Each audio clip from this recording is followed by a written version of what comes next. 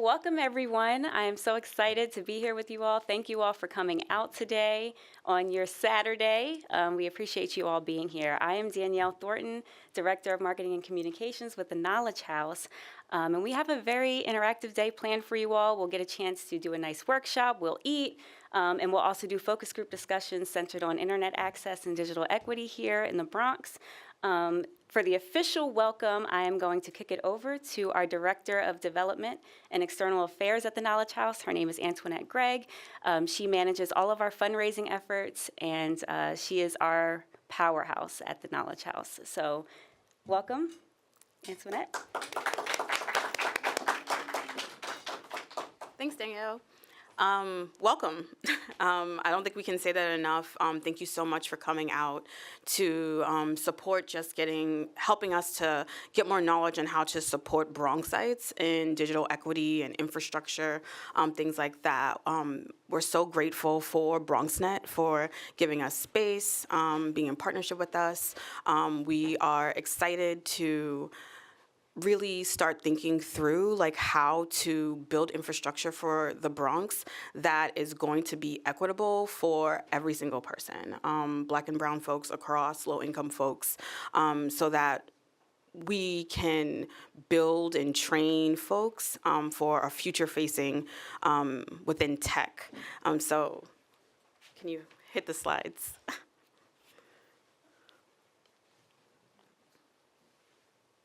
So the Knowledge House, just so folks in the room who do not know, we are an organization that supports the training of Black and brown low-income folks into careers in tech. And what that looks like is we have a high school program that supports foundational exploration on how to go into career in tech and or go to college.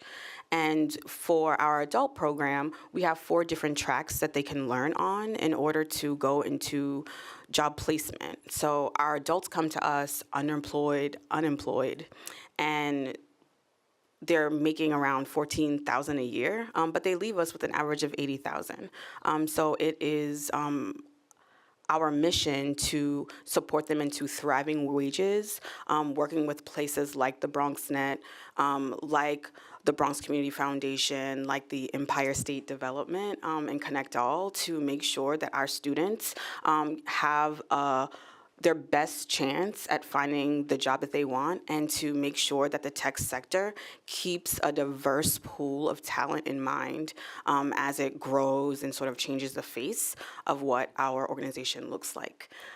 So I've told you our mission, why we're here today. There's a huge digital divide. What we learned coming out of the pandemic is that the South Bronx has a lot of work to do when it comes to infrastructural change, access to devices, knowledge around sort of digital literacy, things like that. And so as an organization, we always want to make sure that we're able to bring as much knowledge and enough awareness around how we can get every single community member access to digital literacy. Schooling was on the digital, in the digital space. Healthcare was in the digital space. Everything sort of is now a digital company. And so we want to make sure that Bronxites have all of the supports that they need. And we not only do the digital literacy, which we are about to begin starting at the Gigabit Center over at the Andrew Freeman Home, but we're also wanting to make sure that we are working with people who understand that we have to build from the infrastructure level to, sort of like that knowledge level. We need coders who look like us. We need testers of tech who look like us. We need people in the digital media space, in the film space, all of this, who can inform and make sure that we have, all of the supports needed for our community. So we know that the tech organization and the tech sector is very, white male. 60% in New York are white men. And so we make sure that we are disrupting that look and 100% of our, 98% of our fellows are people of color, mostly Black and brown, and more than half are women. And only about 10% of the tech sector writ large are women. So we really try to make sure that we look at the diverse demographics within who we train. So that is what the Knowledge House does, but we hope that for you all, you're able to really just be honest with us about what you see that hasn't been going well in the Bronx, that needs fixing, what you want to see in the Bronx, so that we're able to work together in a collaborative way to bring all of these supports to our community. So thank you. And so I want to introduce Max Knob. He is the executive director here at BronxNet, and he will talk a little bit more about what this building is. Thank you. Thank you, Antoinette, and thank you all for being here. Bienvenidos. Welcome to the BronxNet Media and Technology Studios in the South Bronx at La Central. You're right now in a space that was for decades a vacant lot. And we thank our friends that have partnered with us to make this a site for the public to learn, to engage, to inspire at BronxNet. And we also thank our friends at Knowledge House, the Bronx Community Foundation, the Empire Development Connect All for choosing this location, our Windows on the Bronx studio and the BronxNet Media and Technology Studios, to hold this important forum, Bronx Forward, working towards digital equity and connecting the Bronx to tech. BronxNet is your public service multimedia network with experiential learning for youth, and we've trained thousands of students in media production, helped them to get careers in the industry and the communication arts, and workforce training for the public. And if you look at the BronxNet channels, it reflects the diversity of one of the most diverse places in the world, the Bronx, from the Bronx to the world on BronxNet's multi-platform channels. We provided experiential learning and career building internships, and you too, whether you're a student or heading up or working at a youth organization or at a school, we have partnerships that welcome our communities into these spaces, Nosotros Studios y sus Studios. We're helping to bridge technological divides since we've started providing public services, those 3 decades ago at BronxNet. When the Bronx was too often misrepresented, we provided education. And now we have media leaders in the industry making better decisions about how to report on the Bronx and to tell the stories of the people of the Bronx. We serve from 3 locations, including BronxNet's network operations at Lehman College, the BronxNet studios in the East Bronx at Mercy College, and a community needs assessment determined that the people of the South Bronx also need more access to BronxNet services. And on what was once a vacant lot, we've built the BronxNet Media and Technologies studios at La Central with this Windows on the Bronx studio, an immersive media studio with extended reality production stages, innovation labs, learning labs, and more to help community members be a part of positive transformation and to really leverage the connectivity and the access and the media literacy and the digital literacy we provide. We welcome you, and we are meeting people where they are, whether you are a middle school, high school, or a college student seeking tech skills and workforce training, whether you're a Bronx resident in need of access to technology and digital literacy, or you're looking to share your vision with the world, because we certainly help with journalism and arts and multimedia storytelling at BronxNet. Whether you're a low-income household or anyone without tech devices or proper connectivity, the elderly in need of basic computer skills, BronxNet is here with media and technology to meet the needs of individuals and people from many diverse backgrounds. We have a talented and passionate team here right now to answer your questions, including our Director of Community Affairs, Audrey Duncan, Director of Marketing, Natalia Perez, our Director of Creative Services, Walter Garacoa, and they're all here to answer your questions about how you can participate. We're offering the residents, organizations, and students of the Bronx and beyond professional level instruction in the journalism, arts, and multimedia storytelling, promoting digital literacy, and helping Bronxites make the most of their connectivity while contributing to positive transformation in this beautiful borough of the Bronx. Thank you, and keep Bronx strong and Empire State strong para siempre. Please welcome back Danielle Thornton from the Knowledge House.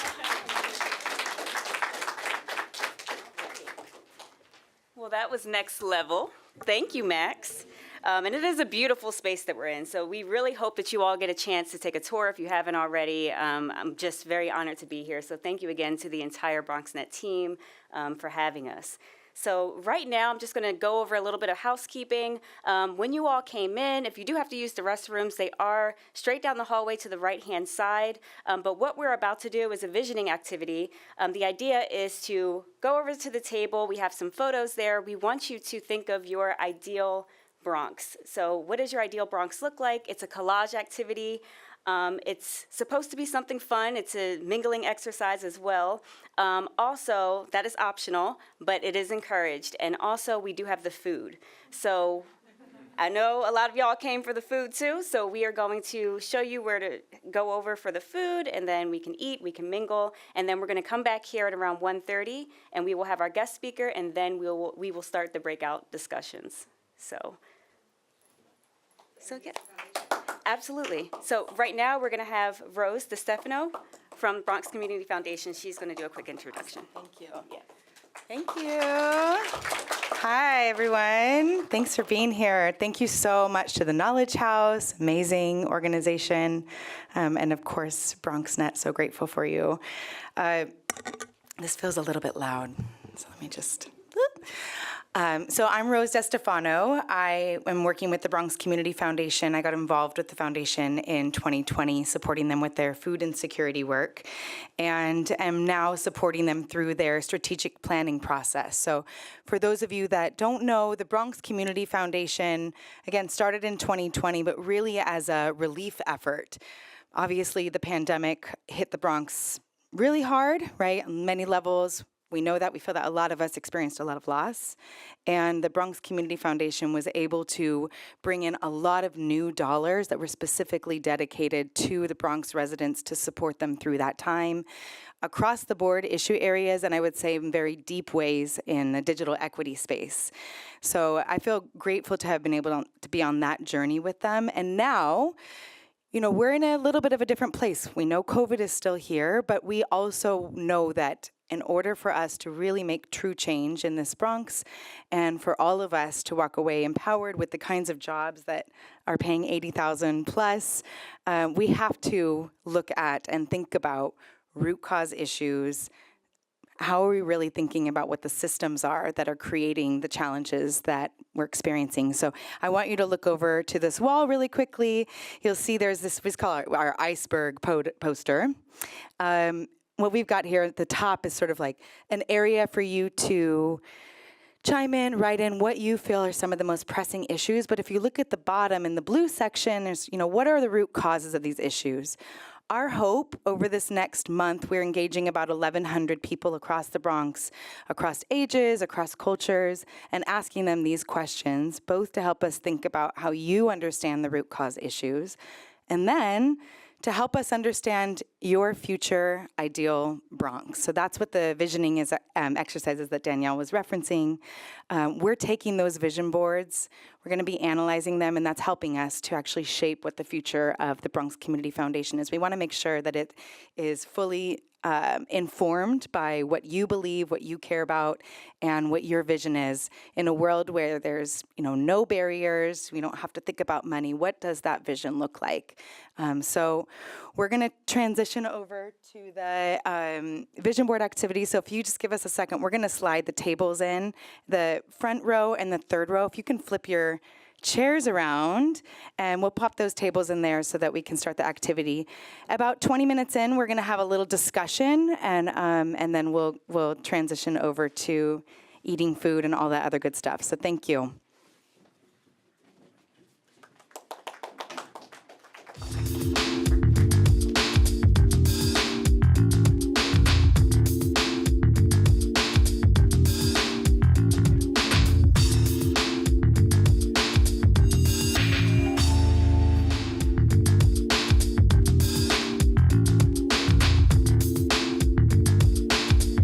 welcome everyone.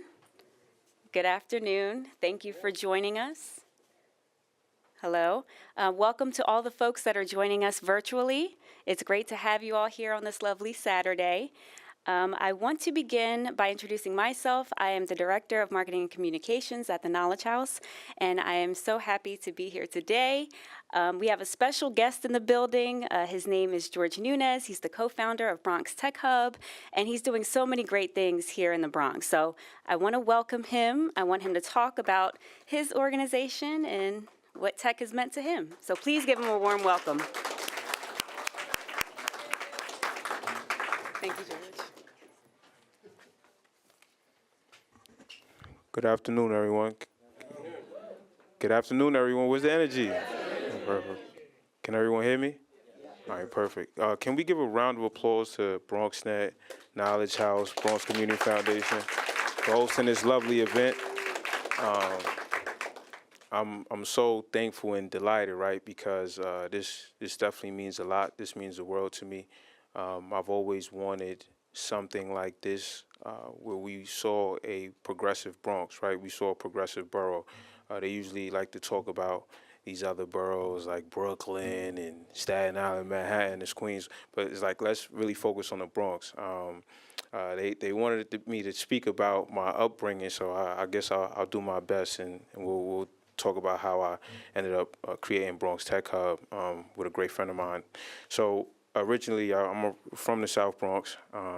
Grew up in public housing, bounced around a lot, dealt with homelessness and living in shelters, right?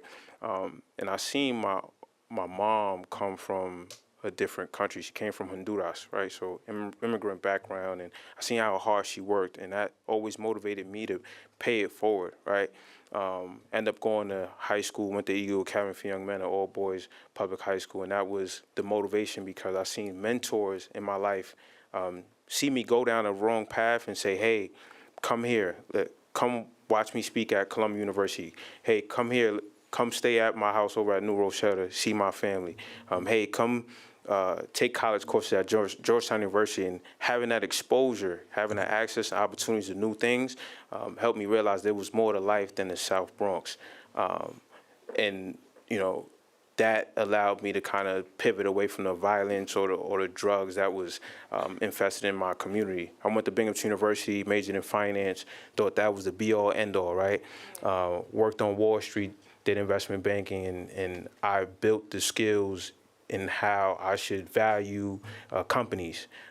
But the thing was, I didn't like the corporate politics. I knew for me, personally, I was a very creative kid. I was forward thinking. And so I said to myself, all right, how can I pivot? And it wasn't until another mentor of mine who I met at Eagle Academy said, hey, well, how about you come work for me and value these startups, right? Like help these startups move forward.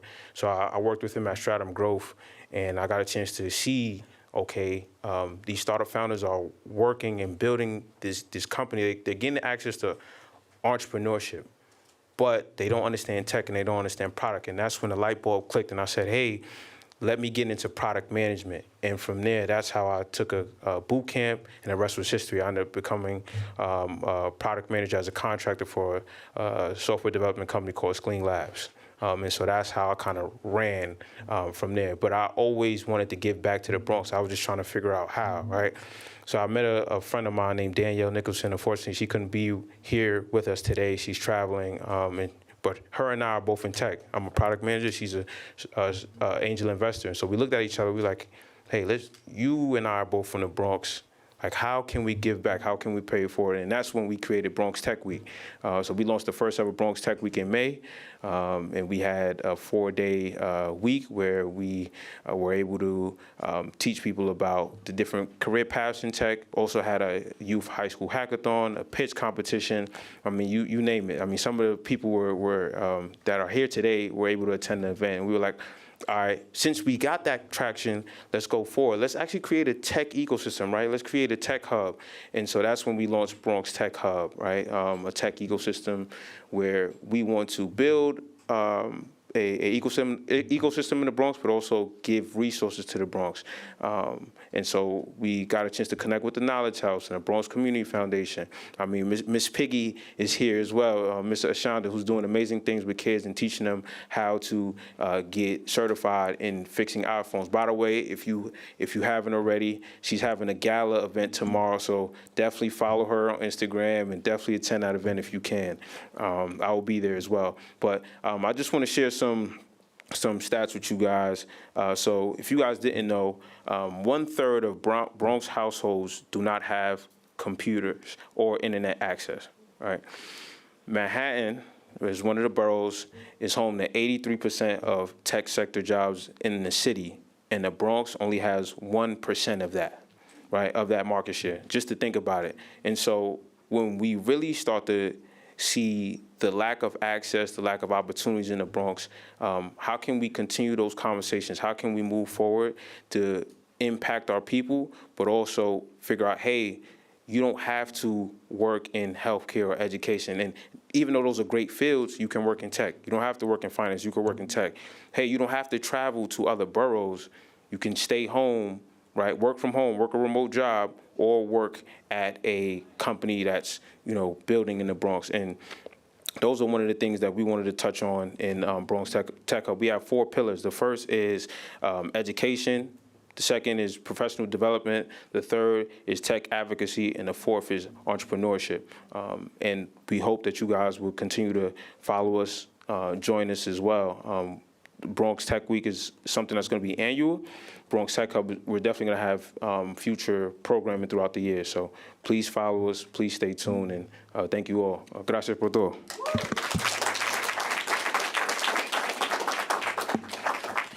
And I'll hand the mic back to Danielle.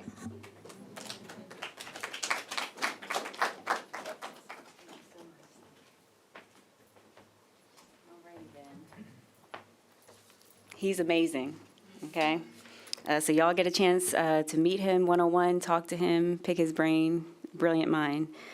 So next up, we are going to switch over and hear from Connect All, Senior Vice President Josh Breitbart. He's going to give you all an overview of Connect All and what they're doing to impact the Bronx community, internet access and digital equity for all here in the Bronx.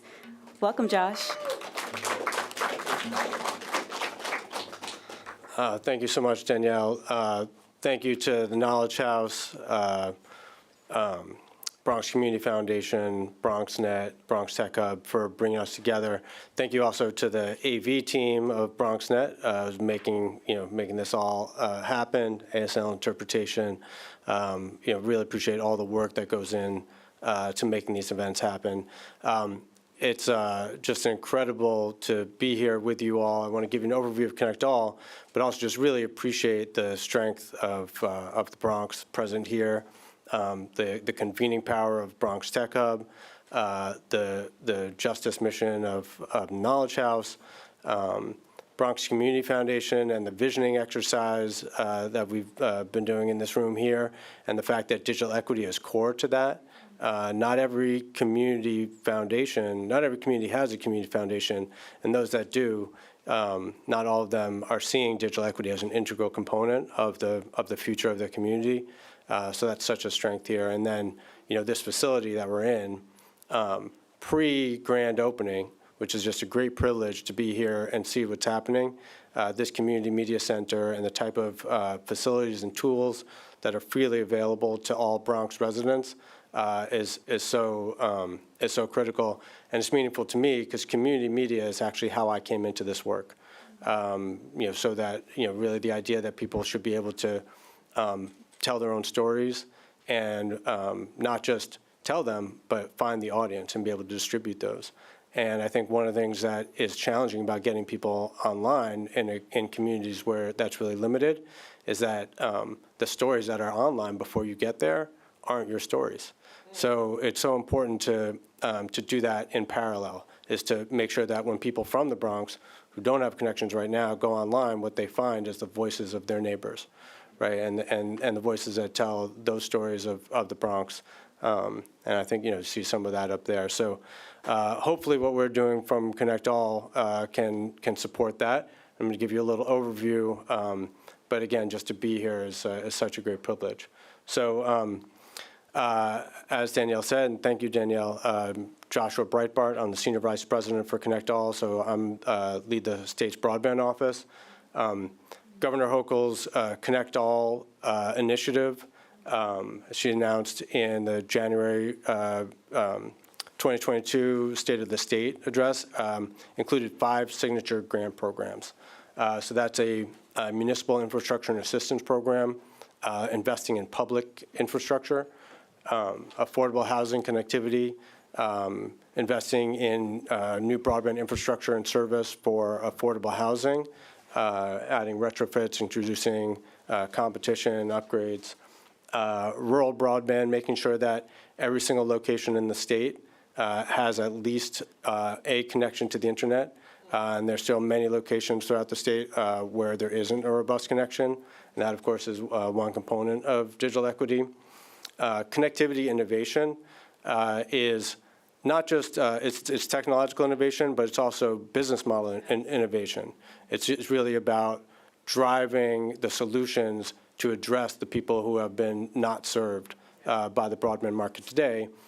So that's rural areas, that's increasing mobile coverage. It's also in communities like the Bronx, projects like what The Point has done in a community Wi-Fi project. Those are innovations because they're serving places that other companies and models haven't figured out to serve. So that's the full vision of connectivity innovation.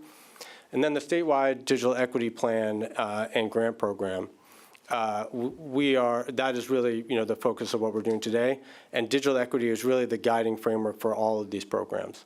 And we're getting input on developing that plan from the whole state.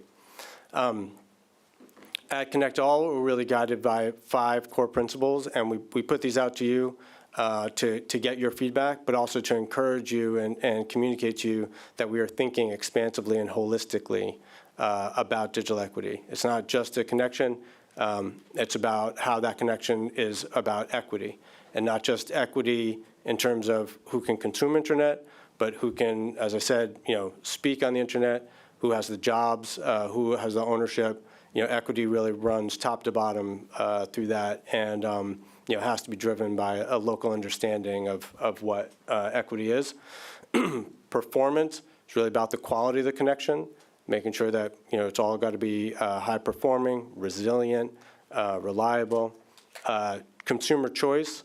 It is not just about competition. That's a critical part of it. It's also about, do you have the choice of internet service that works for you? Are you able to choose the products and the way of connecting that's right for you and your household and your community? Affordability, kind of speaks for itself, but that's such a key component of digital equity, making sure that it fits into the household budget. And then safety. Which is a critical component, that the experience of using the internet is one that is safe, secure, where you can be comfortable in how you act when you're online. Next slide.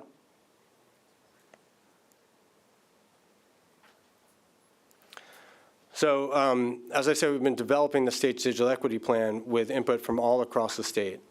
We've been in every single region, and this, as I said, is really to inform the entire vision. And I also want to acknowledge that our partner in this, our federal funding partner and on-the-ground partner, is the National Telecommunications and Information Administration. It's part of the Department of Commerce. And our state federal program officer, Jody Vanell, is here. Jody, can you come up and just say hi to everybody and say a little bit about NTIA's role in this?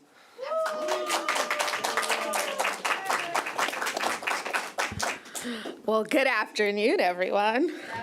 They fed us, so we're a little bit lethargic, so let's get our energy up. I think it was a great segue, Josh. Just want to thank all of the partners that put this together. I won't go through all the names because I know we're short on time, but thank you, and thank you to BronxNet for this amazing environment that we're in right now that's cultivating this sort of learning experience. As Josh said, I'm Jody Vanell. I am the Federal Program Officer on behalf of of President Biden, on behalf of the U.S. government, the U.S. Department of Commerce, and a very long name, also known as NTIA. It's a little agency, or administration rather, that is tasked with $42 billion in connecting the entire United States and its U.S. Territories. And I'm so happy and proud to say that as of, I believe, June 26 or so, of that $42 billion, New York is allocated $664 million to do this amazing work that will be conducted by the Connect All office. So Josh and the team, myself, and all of the partners all around, you all are going to work together to make sure that we develop the best plan in New York so that it's ultimately approved by the end of the year and that we can tap into this amazing amount of funds to bring connectivity together in New York, but also all of the digital equity parts to the puzzle. Just a quick story about myself. You're seeing me here, Jody Vanell, federal program officer. But really, I was a kid that grew up in Boston with, in a very similar neighborhood, working class, immigrant family. And it was not until my freshman year in college that I got my first device, right? I had to learn, catch up, and figure out how to be on the same path as everyone else who were way more connected than myself. So you're talking to someone who understands every single thing that we're doing in this room together to move the Bronx forward, to move New York forward. So it is with my passion and my pledge to make sure that we're fully connected and we're servicing all of New York. So thank you so much, and let's get it done in New York.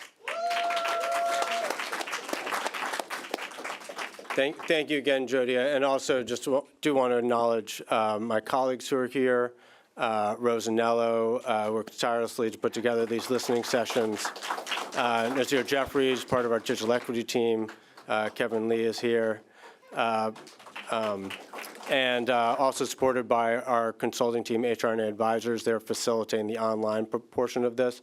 Really appreciate all the work they do to support this effort. As part of this statewide engagement and as part of the way this is structured by NTIA, there's specific covered populations to engage with.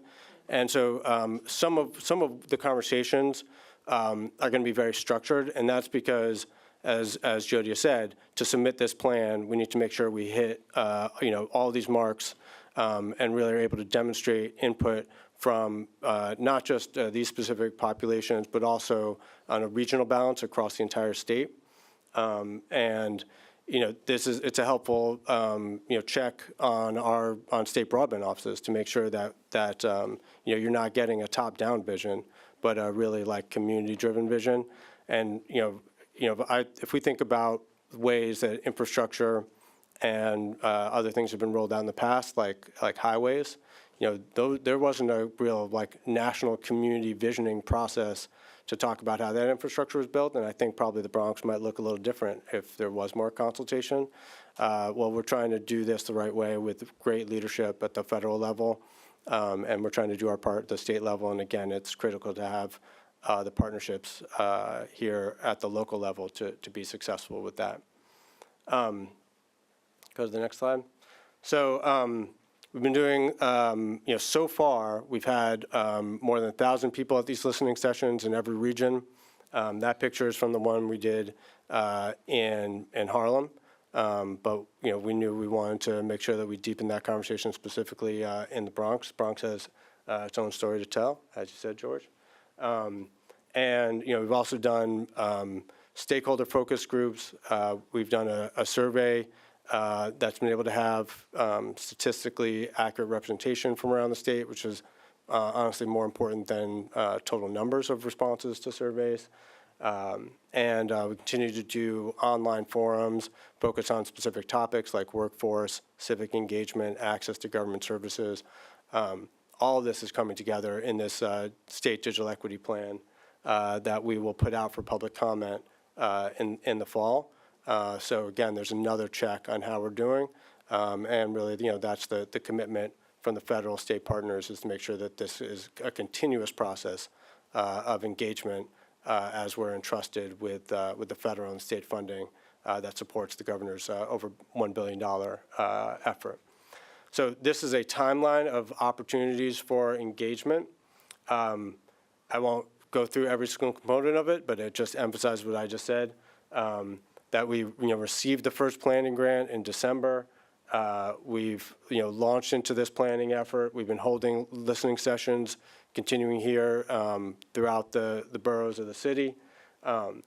DETF is a digital equity task force that's working with state agencies and other community partners, including Knowledge House, to focus conversation on particular subject areas. And then ultimately, as I said, fall 2023, we'll put out the state's first ever digital equity plan, and then submit that to NTIA. That will then lead to the award of an additional pot of funding from the federal government for us to administer in accordance with that plan. And the focus of that, and as we think about this conversation, it's one-time funding from the federal government. And this is really a historic level of support, but it's one-time support. Easier to think about one-time support when you're building broadband infrastructure, but the challenge that we have to think about with the digital equity funding is also how do we build capacity that's enduring capacity? Because there's no done when it comes to digital equity. Technology changes, our physical abilities change.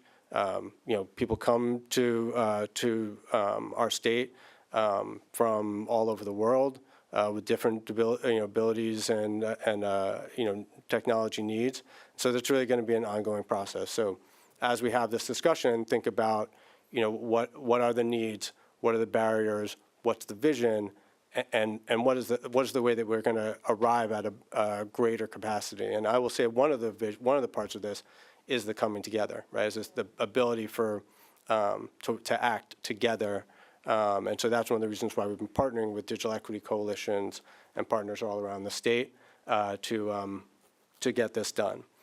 So this is what we're going to focus on in today's listening session. Again, we have a structure that we followed so that we can synthesize results from across the entire state, this incredibly large, wonderful, diverse state, so that we can present a coherent vision back to you all and everybody who's contributed to it.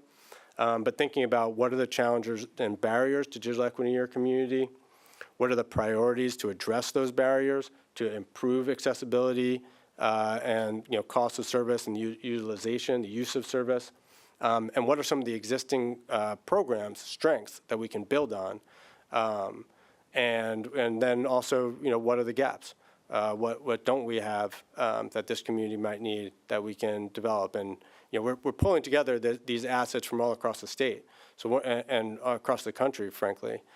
So we'll be able to identify other opportunities, and we'll also other communities might look to the Bronx and what can we learn? What can they learn and adapt from what's happening here and the strengths of what's here to apply to those other communities? And that's part of what the Connect All office can provide.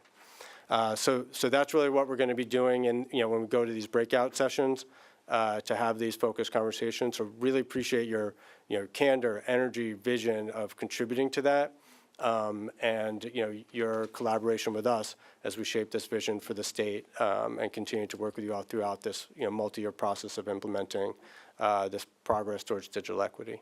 So thank you again to our partners, all the people who are doing this work, and Danielle, our MC, thank you so much. Yes, thank you. Thank you, Josh and Jody. I appreciate you both. Okay, so now this is the interactive part that we've all been waiting for. This is the focused discussion part. We're going to break out into 3 different rooms. There's going to be this room and then 2 classrooms out by where you all got the food. I think we're going to do each group of 10. So 3 groups of 10. Let me just give you all a number and come around real quick. And then based on your number, I'll break you all out.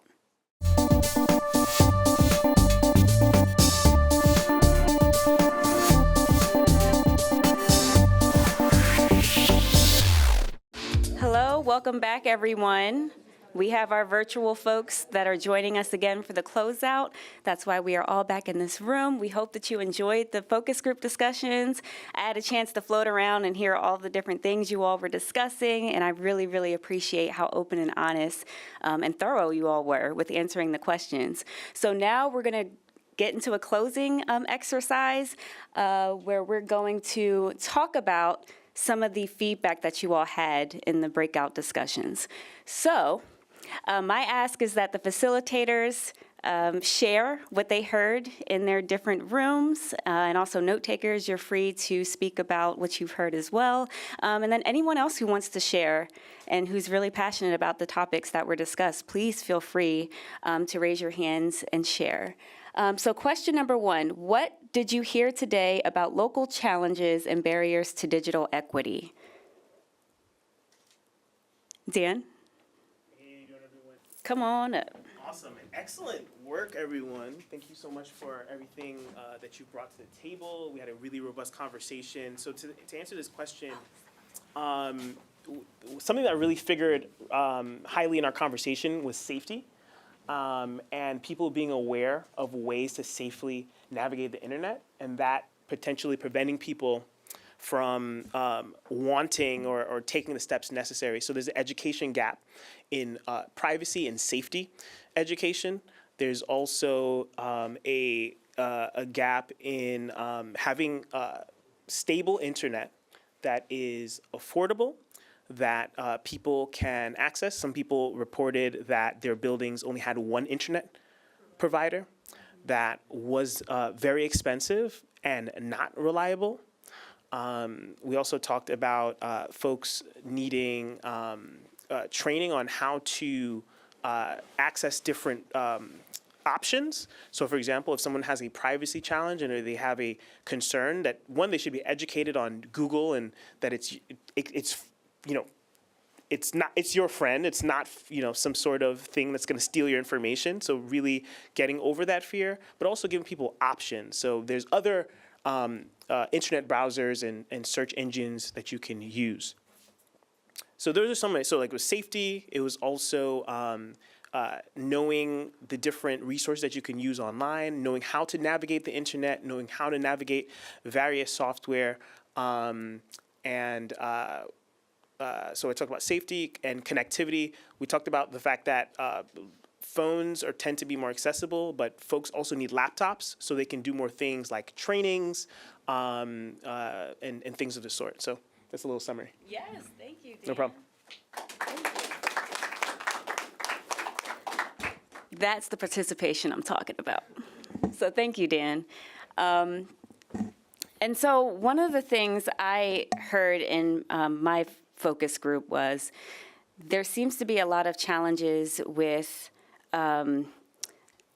devices, kids getting access to those devices that they need, especially because of the pandemic. That was really critical in creating that sort of a barrier for kids being able to do their schoolwork, you know, and also be able to graduate. It really was hugely negatively impactful for those families that have those teenage kids that just didn't have access to the devices and softwares that they needed. So I just wanted to bring that up. But if anybody from Group 1 would like to share, please feel free. The next question is, what's working well in our borough to address these challenges and advance digital equity? So I'm going to leave the floor open to you all to share. So from Group 2, hi everyone, I'm Beloved Karen. The purchase method is called I Must Explain This, by author, sorry. Hi everyone, I'm Beloved Karen. You could purchase my book, it's called I Must Explain This, by author Beloved Karen. So one thing I question is, for example, with the free phones that we see on the streets often, do you guys see that yet? Yeah. Okay, great. So I was concerned about the extent to which a problem is solved, like the percentage, for example. So you know how somebody wants to solve a problem? Is it being solved 100%, 100%, or 2%, or 5%? Because surely giving a person limited data to be able to access the internet, which we all know is part of our daily lives at this point, right? It's not something that we leave on a Monday only and we live without it on a Tuesday, right? So I was questioning the extent to which problems are being solved current day in the Bronx in terms of technology that will not lead to more frustrations and parents wanting to like try to not take care of their children as a parent, right? So again, I'm just questioning the quality with pricing. Having gigabytes that a parent will then have to take her money or his money to then put more gigabytes into the process. And then when that person checks, that bill that was supposed to be free now turned into a $50 bill because they actually had to add more data to something that was technically supposed to be free. So how free was it really? The quality health-wise, like, are we getting like cheap bootleg things from China to give people brain cancers? Like, I'm just concerned about the fullness, the micro and macro perspective of things in terms of solving problems and for how long we want those things to be solved, right? So again, I know somebody said we could get things from the library in terms of borrowing a laptop, but is it only for 7 days? Like on the 8th day, we have to return it, or by the 7th day actually, and then what happens then? Can we ever borrow a laptop from the library again because we've maxed out our one-time churns? You know what I mean? So what types of solutions are we looking forward to manifesting without frustrating people already frustrated? That's my concern. Thank you. Very nice. Yeah, so our group was great, answered many questions, but one thing that came up several times in the conversation is that people felt like whether it's free or affordable, they wanted it to be of high quality. So even if let's say you had affordable, they didn't want like, the lowest level of affordable is a much lower quality than the high. They wanted to have a minimum standard to say that even if you have different tiers of something, that even the lowest tier is of such a high quality that you can benefit in for whatever purpose, for whether it's job searching or education, that you can do what you need to do, even at things that are tiered and have it at the lowest level. Another thing in terms of the things that people use the internet for, they kind of surprised me, which I shouldn't be surprised, but it was in addition to a lot of the traditional things. A lot of people said they're now using it for just finding really specific, not just finding local things that are happening in their neighborhood, but adding to that news, being able to go and say, the whatever site reported, this is happening now, or this just happened, but they are able to go on and add because maybe they're seeing it, and they're able to say, give more details. So that was really interesting in our group. They had many more points, but that's what stood out. Thank you for that. Thank you, Audrey. Lysandra, come on up. Put my bag down for a second. Take your time. We had a phenomenal group, and I am just so, again, privileged and honored to be here with you all today. Listen, I think we all came out of there going, everyone, no matter what their age, is affected by technology and the need for access, right? Across the page. A couple of really interesting things came about access and the ease of access, right? So could our parks have Wi-Fi access and make things more amenable for folks to be out in, just out in public and being able to access free and good Wi-Fi? Could projects and housing, institutions provide that Wi-Fi and that connectivity when folks move in? They're all set up, ready to go with good quality access, right? Could there be more communal spaces where folks can access this technology and, it's always there and it's good, it's working, right? And just being able to really think about digital literacy and education for all, and making sure that, there are a lot of things that folks need to learn in school, and digital literacy and being able to think about your data, right? Like, there's so much stuff we're putting out into the world. And if folks are tested for other competencies, why can't there be a digital literacy competency included in that, right? So, there was just so much we spoke about, and those are just kind of some highlights. Perfect.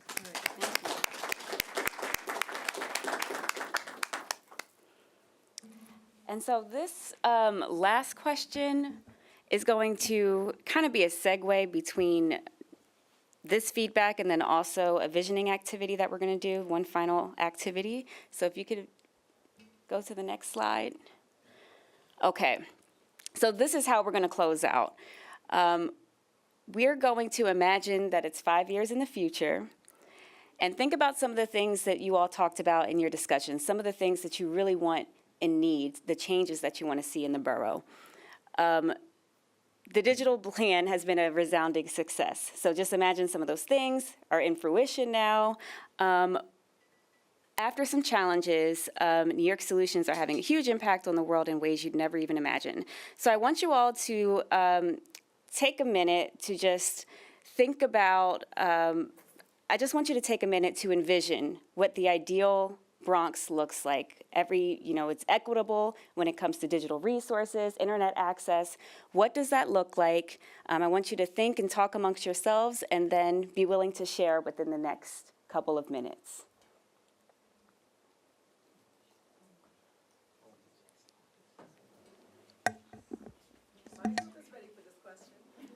Oh, definitely.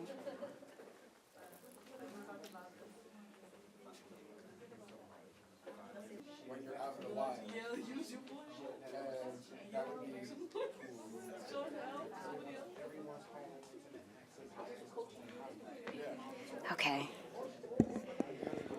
So everybody, because I know that we're way over on time, so I appreciate you all sticking with us today. But just a couple of hands, if anybody's willing to share, I'll take maybe one or two volunteers. Yes, please. So one thing we discussed in our group and in group one was like reforming education, that there's a lot of need for like adult skills, life skills, and it'd be cool. So we're picturing like, let's say this digital plan works and it's 5 years into the future and we figure this out, like we figure out a way to take a system that's kind of broken and not try to fix it, but come up with something new. So I was picturing the headline like the Bronx did it first or something, where it's like we basically come up with because it's community driven, it's so community driven, it's actually going to be something that works and gets adopted, and then basically it ends up being an example for other places in the world that are struggling with digital equity to like model after, and like that was kind of the headline I pictured. Like we succeed, and because of how it's being done today and the way we're doing it now. So yeah, Bronx did it first. I love that. So I caught the very tail end, but That's okay. I'm a person that has a phone but doesn't have any service. So I depend on like Wi-Fi when I'm out in the street and stuff like that. And one thing I noticed is that they took the Wi-Fi off the bus. So my headline would say, Wi-Fi back on city buses. And then my 2 bullet points would be bus fare lowered and then ridership up. Because that makes sense to me. And that's it. Absolutely. Thank you.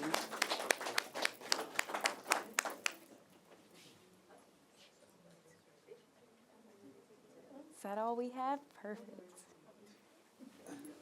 One more? Just about the headline, I was just saying amongst our group that that to your point, to piggybacking off of that is that the biggest success was if Wi-Fi was free all over the Bronx or all over the city, and that people just didn't need to actually get get internet service if it was just available. That's what success would look like for me.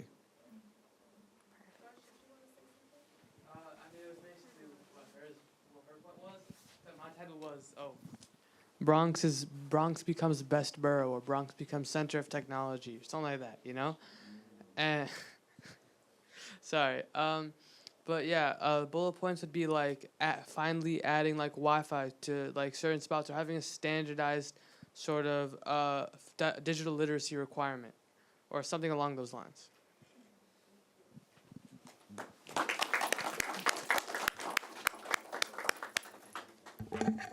Thank you all. So as we wrap up, I just want you all to think about the conversations that you had today, the connections that you made.